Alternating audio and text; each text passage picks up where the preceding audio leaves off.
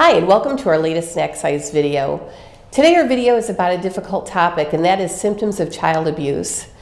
I just really would like for everyone to be aware of what the different symptoms are of when a child is being abused, physically, sexually, emotionally, and even symptoms of child neglect. So we're going to go through those real quickly, and then we're going to talk just very briefly about what to do if you suspect that a child is being abused. First, I'd like to talk to you a little bit about physical neglect.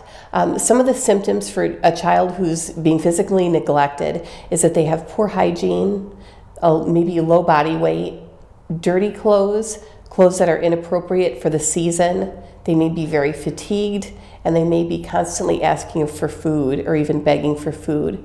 Those are all symptoms of a child who's not receiving the proper care at home. Some symptoms of a child who's being physically abused is that they have unexplained injuries, typically on the torso. You know, a child who's got bruises on knees or legs or elbows, that's pretty typical for a child who's just running around and bumping into things. But if they have bruising on their torso, that's a little bit more of a concern.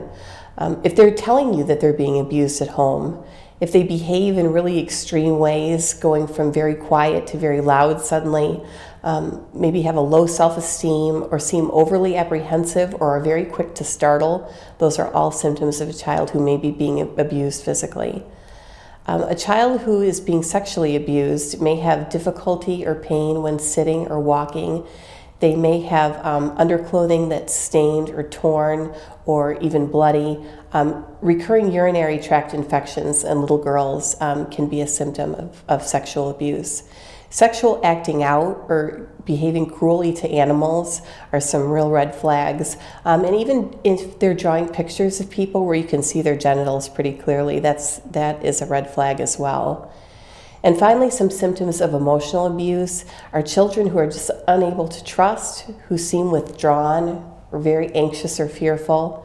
Maybe they have developmental lags or have a hard time forming positive relationships. Those are all warning signs of children who may be being emotionally abused. Now that's just a really quick run through of things to be aware of. One of the things that may be running through your mind is, wow, how can I differentiate between something that may be serious and something that's not so serious? One thing that I'd really like to encourage you in is that if you feel you feel like you've got a reasonable cause to be concerned, or something just doesn't feel right in your gut, report it. It's better to report something and have it turn out to be nothing than to hesitate in reporting and have a child who lingers in an abusive situation. It's just simply terrible. So if you have a reasonable cause for suspicion, you need to do two things. You need to contact law enforcement, call the police, and you need to call your local child welfare agency as soon as possible. Call both of those agencies right away. It no longer is acceptable just to speak to a supervisor. You need to contact law enforcement and a child welfare agency, both of them.